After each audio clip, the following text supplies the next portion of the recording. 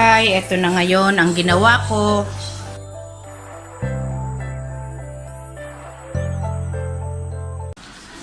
Hindi ko na na-video kasi nakalimutan ko. Basta ito, out of cardboard dito. Ni-roll ko ito. Tapos ito, cardboard din na ganito. Joint siya dyan. Dinikit ko yan dyan.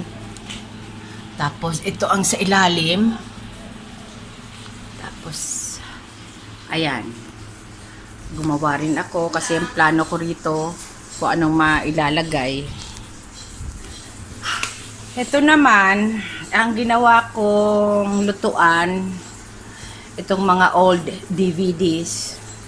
Dito, kulang na lang ng gripo. Maglalagay ako dyan ng gripo.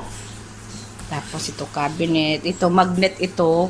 Ay, nung apo ko, na magnet na giveaway niya nung birthday niya, first birthday niya. Yun ang ginawa. Yun ang nilagay ko dito. Ayan. Maglalagay ako ng mga accessories. Ayan, pagpapakita nila ako. Ito pala, binili kong adhesive na wallpaper. Wala akong makitang plain. Kaya ito na lang. Ito lang pati ang natirang para sa pang girly na wallpaper.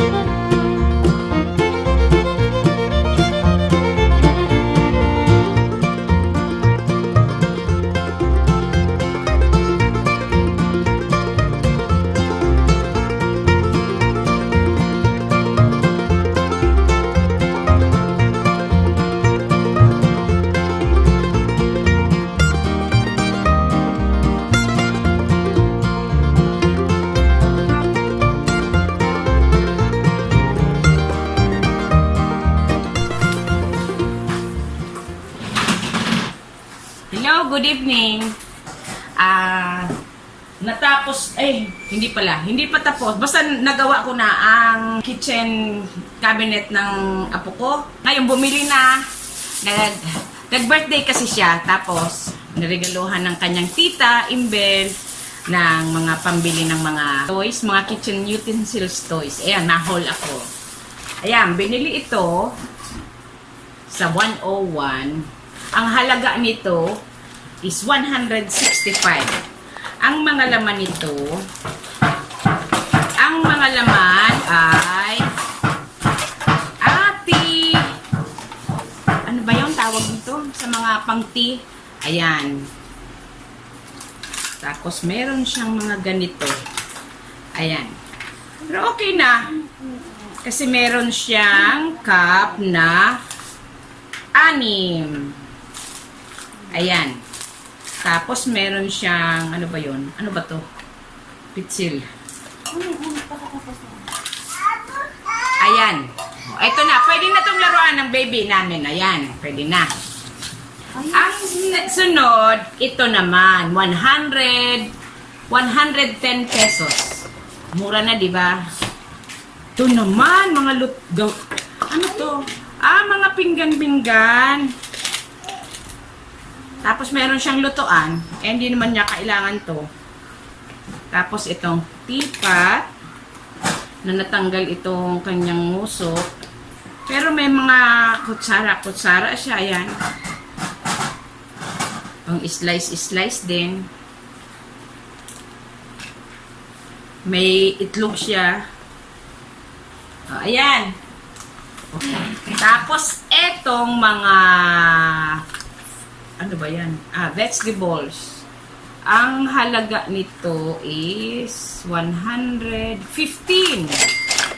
115. Ito siya.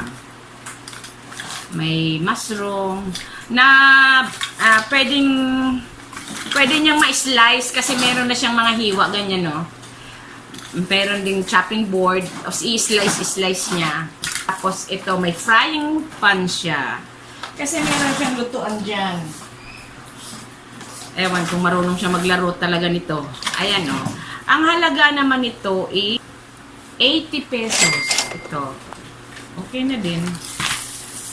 Tapos, na-doble!